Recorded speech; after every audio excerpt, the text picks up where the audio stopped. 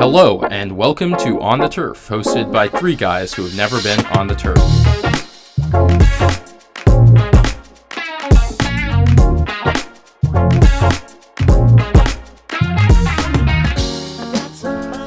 My name is Arjun Ryan. I'm Trey Konda. And I'm Rohan Patel. And yeah, as you guys can see, we're now on YouTube as well as Spotify, and we're really excited. Now, usually Rohan and I will be in the same place recording for most of the season, but unfortunately I came down with COVID this week, so I'm in a fantastic hotel room to myself for the past 5 days. But anyway, we have week one coming in a couple days, kicking off with Bills-Rams. But before we talk about all the week one games, and this year I think is probably one of the best week one schedules I've seen in the past couple of years, let's get to some news in the NFL we've had over the past week or so. So the first big one we had early last week was that Jimmy Garoppolo is going to be returning to the San Francisco 49ers at the highest contract for a backup quarterback in the NFL, and he'll be backing up Rohan's favorite quarterback in the NFL, Mr. Trey Lance. So guys, what do you think of this? He's not backing up. He is soon to be replacing Trey Lance. I mean, listen, there's reports already that Trey Lance is unhappy with the deal that Jimmy Garoppolo got. From where? I read about it today on Bleacher Report, but Trey Lance is supposedly a bit unhappy with the fact that Jimmy Garoppolo got that deal to become the highest paid backup quarterback. And listen, I mean, you don't just pay anyone to be a backup quarterback. You don't pay anyone that money to be a backup quarterback. It's clear, I think, that the Niners may have a bit of worry with Trey Lance's performance. They may not be completely sure that he can lead the team to, the playoffs or a championship like they're hoping to. I think they realize that they need an insurance policy in Jimmy Garoppolo, who is a more surefire quarterback. They know what they're going to get out of him. And I think, honestly, Jimmy Garoppolo just signed on to become the highest paid insurance policy in the league. And at any point in time, if Trey Lance falters, they have a quarterback that they can trust to back him up. So I think one thing, and I saw some commentator, I can't come up with the name right now, but that someone put it really well, which is this is really good for the 49ers, but not necessarily great for Trey Lance, but not necessarily in the way Rohan's talking about. I think this does hurt Trey Lance's confidence as a quarterback. I think, if you get someone who as good as Jimmy, who previously had your job, and they're bringing him back in a year that, Trey Lance was told it was going to be his job, that has to be a little bit worrying for his confidence. But for the 49ers, for the entire team, they no longer have to rely on Nate Sudfeld or Brock Purdy being their backup quarterback should Trey Lance get injured. And Trey Lance did get injured last year in just one of the two games he played. So Jimmy, gives the Niners obviously a chance. He's gotten them to a Super Bowl and NFC Championship in the 2 years he started most of the time. So if Trey Lance does in fact get injured, and hopefully he doesn't, the Niners can still be confident in their season now that they have Jimmy Garoppolo as well. But the next big piece of news that we got late last week was that Russell Wilson, the new quarterback of the Denver Broncos, got a deal right before the season kicked off, a 5-year, $242 million contract, including a $50 million signing bonus. This means he's getting paid approximately $48 million per year during the 5-year contract, which is second most in the league, just behind Aaron Rodgers. But the interesting thing about this deal is that Russell Wilson did leave some guaranteed money on the table. Obviously, we had the Deshaun Watson deal where virtually its entire contract was guaranteed, which I have no idea why Deshaun Watson deserves that kind of contract. But Russell Wilson took a little bit of money, left some cap room for the Broncos to have some mobility in signing free agents as they look to make a Super Bowl run the next couple of years with a lot of young players with that new regime in Denver. Guys, I have to ask you a question. 5 years with the Broncos, is Russ winning a Super Bowl in the next 5 years? Winning a Super Bowl or making a Super Bowl? Because I think I do think they will make a Super Bowl. Do I think they'll make a Super Bowl? Yeah, I think they'll make a Super Bowl. But that's what I'm saying. That's why I'm asking you guys. Do you think they'll win a Super Bowl? Because I feel like it's two different things. I feel like we don't know what it looks like right now. You know what I mean? We need to see. I need to see at least, obviously, Monday night they play against the Seahawks, which isn't really a great litmus test for how good the Broncos will be. But we'll see maybe their potential.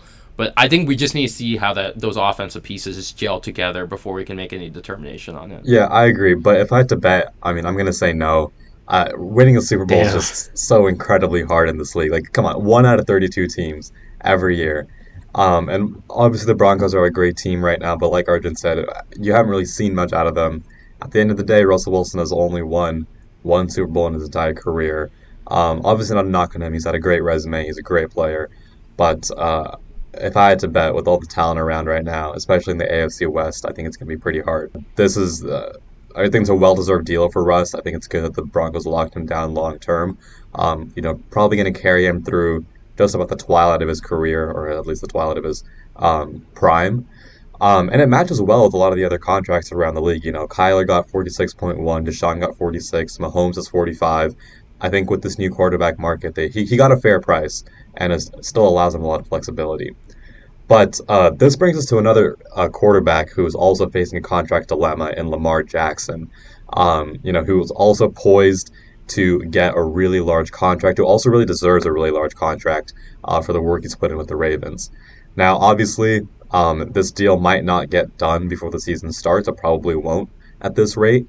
But yeah, where do you guys think Lamar Jackson will fall on his contract? Will it be in that Russell Wilson, Kyler Murray range, or will he end up getting a bit less than he deserves? All right, so I think that he's gonna fall in somewhere around like Josh Allen. I don't think it'll go above Josh Allen. I think it'll be around Josh Allen. There were just a lot of speculations. Like even like his contract has been like a speculation for like the past year now. I think everyone's been comparing him to Josh Allen. I really don't think he's gonna pass what Josh Allen was. What, like 43 and a half? I don't remember 43. exactly how much, but I don't think it won't go past that personally. See, I think the thing about Lamar Jackson is he's such a special player, and from what I've been reading, Lamar Jackson wants that Deshaun Watson-like deal because the shelf life, obviously, for quarterbacks like Lamar Jackson who run a lot, that's their major part of their game, they want a lot of guaranteed money in case that ability starts to wilter a little bit in a couple of years. So I think he's looking for that Deshaun Watson deal. I do think that eventually when he gets his contract, I think it's going to be much higher. I think he's probably, at the minimum, he will get a Kyler Murray-like contract. I mean, let's not forget, obviously, I hate the Ravens more than any other team as a Steelers fan, but Lamar Jackson may be the most single important player to a team in the NFL. That team does not run without Lamar Jackson. And simply put, he has an MVP, which is more than Russell Wilson, more than Kyler Murray, more than Deshaun Watson, and more than Josh Allen. He has shown he can be a winner in this league. Maybe not a Super Bowl winner yet, but none of those quarterbacks have either. On to week one. We obviously have a lot of great games coming up this week. We've singled out 5 of our favorite games on the schedule for this week. And we're also going to, for all of you guys who do sports betting, we're also going to pick them against the spread. And obviously on our Instagram, as with last year, we're going to be putting out every single pick for every single game on the schedule, and we'll see who comes out on top. I think Rohan won last year, but there's a little technicality. He did come in. Not a real technicality. I think I did have the highest winning percentage. He came in like a couple weeks later than the rest of us. 2 weeks later. 2 weeks later. Just accept it. You guys lost. You have another chance this year. Do better. All right, this year we'll see in a full season. No technicalities who wins. But let's kick off with the very first game of the season. The Buffalo Bills heading to the defending Super Bowl champions, the Los Angeles Rams. The Bills are favored by 2.5 points in this matchup. But it's obviously these two teams, probably the best two teams in each conference. I think we all agree on that, on paper at least, with two of the best quarterbacks in the game. I think it's going to be really fun to watch, and I think this could be a Super Bowl preview, which what we could see in February. But what are the keys to this game? Who do you guys see coming on top in this first Thursday nighter? All right, first of all, this game has me so hyped. I mean, I can't think of a better opening night matchup that the NFL has put on. I mean, two just all around really great teams. You'll be hard pressed to find any weaknesses on both of these squads. I'm just so excited for it. Opening day kickoff is such a great game. But I mean, for the Bills, I think it'll be interesting to see how their offensive attack works, having lost Brian Dable, their offensive coordinator from last year. So I think that'll be interesting to see how this team works. I think it'll be a lot of the same. Realistically, they're returning most of their offensive pieces. And I think you're going to see, hopefully a really great performance from Josh Allen. I also really want to see how this Bills run game works. That was something that they really sort of lacked last year. But they picked James Cook in the draft. They have a three-headed backfield now with Devin Singletary, Zach Moss, and James Cook. So it'll be interesting to see if they can incorporate that part into their offense as well. On the Rams side of the ball, Matt Stafford's elbow is the first thing I'm looking at. You know, he has his weapons around him still. He's got Cooper Kupp. He's got Allen Robinson now, Van Jefferson, Tyler Higbee. He has all of his weapons. I want to see if he can still maximize those weapons offensively. I think this is going to be a really good game. The defense will probably make some big plays too. But at the end of the day, I'm going to have to pick the Bills with the spread. I think they'll win by maybe even a touchdown and take the game here. But it'll be a really close game. It'll be really fun down to the wire.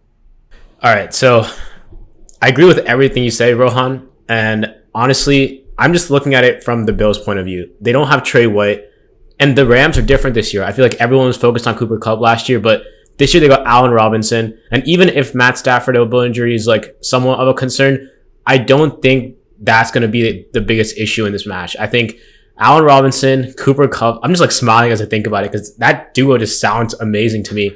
And the Bills don't even have their best corner. Like, what are two safeties going to do when they don't have any cornerbacks against like two potential like top 10 receivers in the league? Like, I don't know, man. I got to take the Rams here, and I got them winning by like more than a touchdown. So I'll take the Rams. Damn. Well, okay. I'm also. Yeah, it's going to be a good game, and it's going to be huge for fantasy purposes. I'm sure most people are going to have a lot of stake in this game, considering all the great offensive weapons.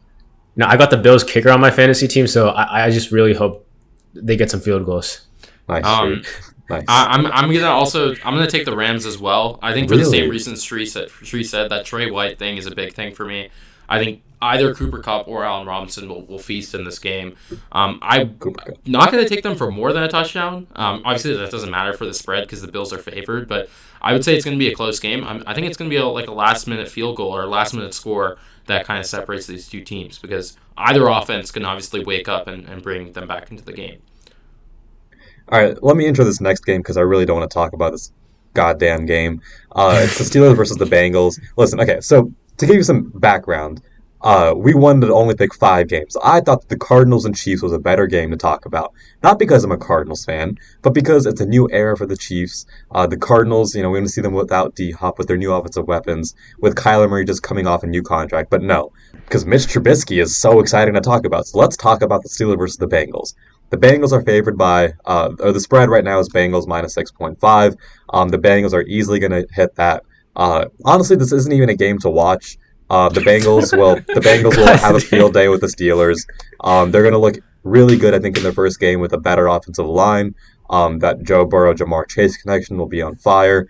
The Steelers will look pathetic. Their offense is going to sputter with Mitch Trubisky, the MVP at quarterback. Maybe if we're lucky, we'll see a Kenny Pickett sighting. Otherwise, there's really nothing to this game. All right. You're talking about eras, and you're talking about how the Cardinals have like a new era, the Chiefs have a new era. I feel like the Steelers era is just way more significant than like D-Hop being out or like Tyreek Hill not being out. We have a new quarterback after 18 years, Rohan. I feel like who's getting replaced again? Ben Roethlisberger, who has 2 Super Bowls, who won a Super Bowl against your team, actually. Or is the first asterisk the Super Bowl? Is the first asterisk, like the sexual assault? Okay, but either way, right? Either way, this is a new era for the Steelers, right? We have a new quarterback, like Trey said, for the first time in 18 years. We haven't seen someone other than 7 taking the first snap of a season in a very, very long time. So, yes, and it's probably a better era for the Steelers now as well. We don't have to deal with that headache of trying to defend our quarterback while also, trying to respect the fact that he has many allegations against him. But it's the Mitch Trubisky era / Kenny Pickett. But Mitch Trubisky is actually named a captain earlier today. He's going to be the starter. Look, this is a really exciting game for both teams, I think. Not only for the Steelers that it's a new quarterback, but also for the Bengals coming off a Super Bowl loss. In the Super Bowl, no one expected them to be in. This is a year, and I think, even as a Steelers fan, I think this is going to be a great year for the Bengals. They've just gotten better in the offseason, so on paper, they should be as good as they were last year. But Super Bowl hangovers are a real thing. So we really have to see whether the Bengals can retool. They have retooled, and now can they get back to the big game and stay in contention? Because it's not like the Bengals are known for that. Newsflash: the Bengals will have Super Bowl hangover, but it won't show against the bummy Steelers. Like realistically, they will run this team over. Like there's okay, the Steelers. What are they going to do on offense? Mitch Trubisky can't throw past 10 yards. Deontay Johnson will drop every pass. Did you just ignore the preseason, Rohan? Did you not see him drop? Okay, yes, I did ignore the 50-yard preseason. Sure, bombs. it's the preseason. No, Deontay Johnson is still Deontay Drops Johnson. Chase Claypool will be busy making TikToks. George Pickens, I love that man, but he's just pushing people around realistically. He's not catching anything. Anyways, are you guys taking... why are we still talking about this game? Are you taking the spread or not? I'm taking the Steelers against the spread, but I'm going to take the Bengals to win. I think the Bengals will win by like a field goal, a little more than that, but I don't think it'll be by a full touchdown. It'll be by 2 Me touchdowns. too. I have them winning by around a touchdown. So okay, let's talk about a game that I think everyone cares about more now. The Browns versus the Panthers. This is a fun game. Baker Mayfield faces his old team. He's actually getting paid to face his old team because the Browns are covering part of his contract, which is crazy to think about. But, Baker wants his vengeance, I think, and I do think he'll get it against the Browns. Right now, the Panthers are favored. The spread is Panthers minus 2.5. I think they'll take that. They're a considerably more... They're a really talented team. Let's not forget that, They have a lot of offensive weapons. They got CMC back. Their defense looked fantastic last year. And quarterback was really one of the most pressing issues, and they have solved that with Baker Mayfield. On the other hand, the Browns obviously are going to have to start Jacoby Brissett at quarterback, which is not ideal. Their defense will be good, but I think they're going to be very one-dimensional on offense with a really weak passing attack. I think the Panthers take this one, and they'll probably win by 3 or more points, and Baker Mayfield will get his revenge that he deserves. So I think that the Browns defense personally is going to have to carry that team. I don't think the offense is going to really do anything. Jacoby Brissett, I don't really know too much about him, to be honest, but he can only do so much for that offense. So unless the Panthers screw up really badly, I don't really see them losing this match whatsoever. I don't even think it'll be close. Maybe like 2 scores or more. I think Baker's definitely going to get his revenge. Wow. That's 2 scores is a bit crazy, but yeah. I think it's just because I hate the Browns, but like I genuinely think that they'll get destroyed by the Panthers and Baker Mayfield. So, like you guys, I'm going to take the Panthers as well. I do think, Christian McCaffrey, he can't get injured in the first game, right? So he'll be healthy for this game. And as long as Christian McCaffrey's on the offense is going to be dynamic. I mean, when healthy, he is, in my opinion, the best running back in the NFL. So I think it'll stay close to the end just because that Browns defense is pretty good. And the Browns offense does still have Nick Chubb and Kareem Hunt, who are probably the best 1-2 punch in the league. So as long as they can run the ball, they'll stay in this game, and I think they'll be able to. But I'm looking for Baker Mayfield to go on the last-minute drive, really put the dagger into this Browns team, and he'll walk off the field with a win. I really wish this was in Cleveland. By the way, it kind of sucks that it's in Carolina, but I want him to plant a Panthers flag in the middle of the Cleveland Stadium. That would have been epic. That'd be so cold. But let's move on to one of our other games. It's an AFC West matchup.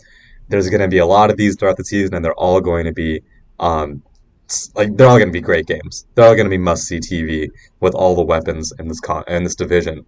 But the one we have this week is Raiders going to LA to take on the Chargers. The Chargers are favored by 3.5 points right now. This is a really tough one to predict. It's going to be a lot of new-look offenses and defenses. But at the end of the day, the Chargers have a bit more continuity. They have a bit more talent on the defensive end. I'm going to take that spread, and I think the Chargers will win.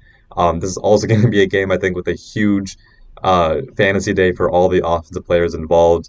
I'm expecting a shootout between these teams with all these weapons, but it'll be a really fun game to watch. It'll be really interesting to see, how the Raiders operate, how they incorporate Devontae Adams into their offense, and for the Chargers, it'll be really interesting to see defensively if they can contain them and how this pass rush looks, having added Khalil Mack and J.C. Jackson in the secondary. Yeah, I think the biggest thing, obviously, like you mentioned, I think the biggest thing is continuity. The Chargers have the same coaching staff, largely same offensive playmakers returning. And obviously that defense, Khalil Mack previously worked with Brandon Staley when Brandon Staley was on the Bears on that coaching staff. But I think the biggest matchup for me is that Raiders offensive line versus that Chargers defensive line. The Raiders offensive line is easily the weakest point of their offense. They just released Alex Leatherwood, their first round pick from last year. They weren't amazing last year. They really had some bad games in there. So if the Chargers are able to get consistent pressure on Derek Carr, like the Bengals in the playoffs, I think it's really going to restrict Derek Carr's ability to get it to playmakers like Hunter Renfrow and like Devontae Adams and Darren Waller. So if the Chargers can get consistent pressure, Justin Herbert's going to do Justin Herbert things on offense, so they really don't have to worry about that. But I think that's the biggest matchup. But if the Raiders are able to give the offensive line time, obviously if Josh McDaniels on the coaching staff, I think it will be really cool to see this new offense. It's that Patriots offense coming to Las Vegas, and with a premier receiver, the best receiver in the game like Devontae Adams, it's going to be fun to see this Fresno State duo reunited in the NFL. Fresno State, baby. But I'm going to take the Chargers minus 3.5 to win by a touchdown. Yeah, so honestly, I'm gonna take the Chargers on this one. This Chargers defense is absolutely loaded. Even though J.C. Jackson isn't there week 1, they still have Khalil Mack. They signed Bryce Callahan from the Broncos. They have Derwin James. They have Joey Bosa. They just have so many playmakers on that defense. This Raiders offense, it's still new. They still have a new system in place, so I don't really know too much there. So I'm just gonna go with the Chargers on this one. All right, let's get to the final game of week 1. Broncos Seahawks. This wouldn't be significant other than the fact that, of course, Russell Wilson is returning for Seattle, his very first game in a Broncos uniform. Like, let's not kid around here. We're all taking the Broncos. It's just by how much are we actually taking the Broncos here? I actually think, and I was before on the side that the Broncos are going to completely wipe the Seahawks. Let's remember that Pete Carroll knows Russell Wilson better than anyone else, and Pete Carroll, was a defensive mastermind. So I think the Broncos are the Seahawks are going to keep this close. I'm going to take the Seahawks plus 6.5, but obviously the Broncos are going to win. Russell Wilson will put together a final drive, but I think it's going to be a close game. I don't know how, but it's going to be a close game. I see where you're coming from there, but the talent disparity is just way too much for me. I mean, this Broncos offense is stacked. I want to see how they use all of these weapons. I want to see how much they incorporate their running backs. Obviously, Russell Wilson has KJ Hamler, Cortland Sutton, Jerry Jeudy, Alberto. He has so many offensive passing weapons. I want to see how do they use their backfield. Who are they targeting the most out of their receivers? They're really talented young receivers. I really just want to see how this Broncos offense operates. And I think that'll give us a lot of insight into how they do in the future. It'll give us a lot of fantasy insight for which players are the ones to pinpoint. This will be a really good litmus test to see where this team is right now. So other than 2013, maybe, I think this is the best offensive roster Russ has ever worked with. Like last year, the year before, that offensive line in Seattle was horrible. I mean, Russ, there were just so many things going on with the front office. He was just disappointed that he didn't get the help that he needed. But he has so much help right now. Everything is in place for him. Other than the fact that he's in a tough division, I think this Broncos team is going to be amazing. I really don't think it's going to be that close as Arjun says, but I see his point there. But I'm taking the Broncos on this one, and I don't think it'll be particularly close. Maybe like one score, or maybe like a field goal more than a score. But yeah. All right, so final segment of the week. We're heading into week 1. We love predictions here, probably more than anything else. And on our Instagram, we've been doing AFC and NFC playoff predictions. In that same vein, we're walking into week 1 of the season. We don't know what any of these teams really are going to look like. Who do you guys? What are the 2 teams, AFC and NFC, you guys are taking in the Super Bowl? And what score are you going to take them by? I'm going to go last because I feel like you guys are going to be kind of surprised by my pick. Rohan, why don't you go first? All right, sure. Well, I am going with the week 1 game, the first game of the season. I think we're going to see them all the way in the last game of the season down in Glendale, Arizona. It's going to be the Bills versus the Rams. I mean, simply put, these are just the 2 most talented teams in each conference. I think this is finally the year that the Bills put it all together. They've been knocking on the door, but I think they finally get it done this year. For the Rams, I just don't see that much competition for them in the NFC. I think the biggest threat might be the Buccaneers, but the Buccaneers lost a lot of key pieces in the offseason, and Tom Brady is just getting older. So yeah, I'm going to go with the Rams and the Bills, and I think the Bills are finally going to get their championship. I'm going to take them in a relatively high-scoring game, maybe like 34-31. Yeah, I mean, it's just the Bills' year. They look so good in every single facet, and I hope that they can put it all together. I was gonna say the Vikings, but there are your limits. So there are limits, and I'm gonna take the Rams from the NFC. Same reasons, Rohan, as you. You know, they're the best team. I don't think anyone's really going to be knocking on their door, even the Vikings. But that's okay. So I'm happy that Cooper Kupp, Matt Stafford, they might get their ring.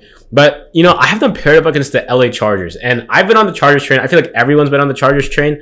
Guys, this offense is amazing. They have like one of the best trios in the league, in my opinion. Josh Palmer is like very underrated, even though a lot of people don't talk about him. He has flashes here and there.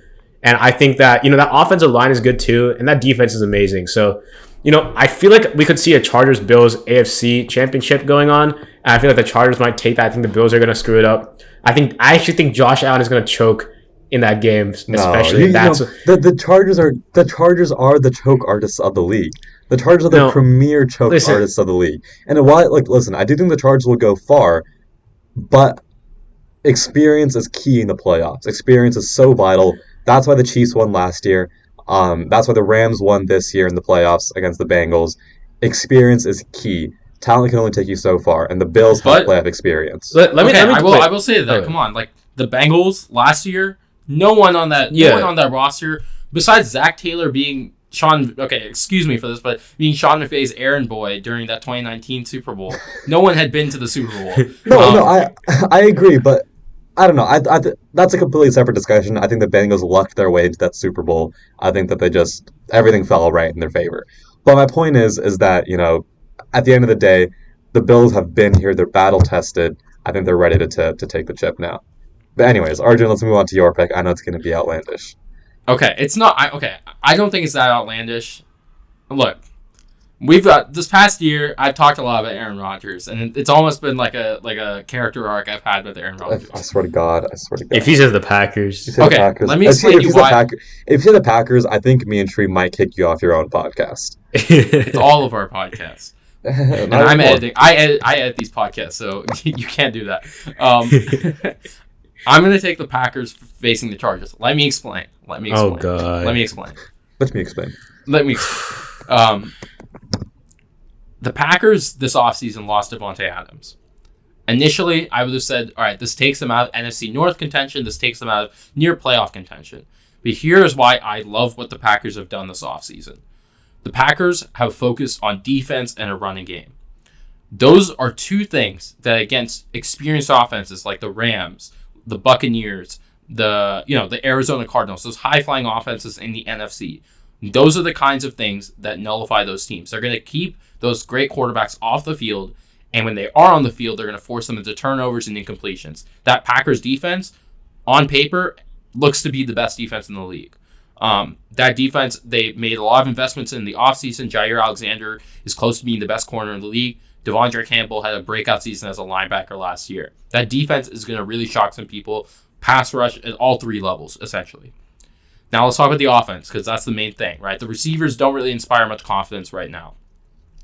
This is where Aaron Rodgers, I think, has to take that Tom Brady-like step, where he essentially has to bring that roster together, but what he has is a great running game that a lot of those Patriots teams had, and A.J. Dillon, Aaron Jones are going to be a great 1-2 punch that keeps great quarterbacks off the field, keeps the offense in check, and they're just going to play really smart football this year, and Matt LaFleur is a really underrated coach. I think the past 3 years or so, or being in the NFC Championship, or being in the playoffs, or the 1 seed and choking, are finally going to take their toll on the Packers, and they're going to escalate to getting to the Super Bowl. What makes you think that this is the year they'll finally do it when they lost their best offensive weapon? Like last year against the Niners, their defense stepped up big time. Their defense was the only reason they were in that game, but their offense was inept. Absolutely inept. I'll tell you why. And now you've lost your best offensive weapon, and you expect your offense to somehow be better, be smarter. It doesn't make sense. It doesn't work. Because think about there's not enough talent on this team to get them to the Super Bowl. The Packers don't fulfill that. You're betting that some bummy wide receiver is all of a sudden going to become Cooper Kupp or Devontae Adams. That's not or what Justin I'm saying. Jefferson. I'm not saying the Packers will be an explosive offense. I'm saying the Packers will have a really smart offense with a running game and a fantastic defense. The passing offense is the third thing on my list. But when you have a great running game, when you have a great defense, then your team almost like, let's say the Titans last year had Aaron Rodgers their quarterback. I think they'd be on our Super Bowl list last year, right? Like, okay, wait. Let me say this, right? Like, that works fine, but like when you're behind in a game, like you have to use that passing game, and like that's why you have one of the greatest quarterbers to ever play the game. Arjun, a great quarterback. Like exactly, Arjun. Listen, at least let me just give you the Vikings. In week 1, the Vikings are an incredible offense. Like the Packers are going to be behind at some point. Like who is he going to throw to? Like he's right. The Vikings are a better team this year. The Vikings have a good defense. The point is that the Packers incredible weapons on offense. How, like, realistically, like, a good defense can only do so much. A good defense, good offense will always be good defense. Always. No, like, I don't really see, like, a huge, like, issue with Arjun's argument. It's just that it only works when you're ahead or when you're in control of the game. But when you have so many great offenses, at one point, you're going to have to use that passing game. And you say yourself, there's so much uncertainty there. It's just a lot of uncertainties that just makes me, insecure about that pick. How about the Packers pick, bro? Let's be real here. We're all being uncertain right here. We are picking the Super Bowl on September 5th. So okay, but at least we're using reasoning. You're just saying like maybe I feel like maybe they'll learn the lesson. Maybe Matt LaFleur will do a ground and pound offense, and maybe when the time comes, they'll have a wide receiver that they can throw to. Like it's all just conjecture, really. Or isn't that what we're all doing? I mean, come on. The Chargers, like you said, are the choke artists of the NFL.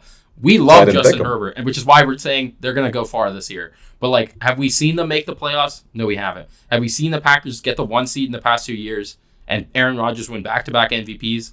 Yes, we have. With the best wide receiver in the league. With the best wide receiver in the league, who they no longer have. Randall Cobb. I don't know what makes you think that a team that loses their best player washed Randall Cobb be better. Like, if you lose your best player, you typically get worse. Like, the Cardinals are going to be better now that DeAndre Hopkins are gone. Kyler Murray's not just going to be like, oh, DeAndre Hopkins is gone. Now I'm going to be like 10 times better because I know I have to carry my team. That's not how it works. I know. You lose your weapons, you get worse. You lose your weapons, you get worse. Rohan, I know you hate Aaron Rodgers, but come on. Aaron Rodgers, like I said, he is one of the probably the most talented quarterback to ever play the game. He has won back-to-back MVPs nearly at the age of 40. He's pretty great for a reason, and I think he's really going to elevate the players around him. But we've talked about this for far too long at this point. All right, who's winning? Again, who's winning? The Chargers or the Packers? We are picking the Super Bowl. Oh, who's winning? I'm going to take the Chargers. Okay. All of that. He saved himself. He saved himself. Put any trust in them. The Packers are going to make the Super Bowl. But that's all we have for today. This is a really fun episode, and we're really glad that you're tuning on YouTube. Thank you for tuning in, and we're going to be continuing to post on both here and Spotify going forward for the rest of the season. But thank you guys for tuning in. We're going to have, like last year, all our picks of the week, fantasy team of the week, and all of our weekly content, including weekly episodes, going up throughout the 2022-2023 season. All right, my name is Arjun Ryan. I'm Sri Belmkonda. And I'm Rohan Patel. And we'll see you next week in week 2 on the turf.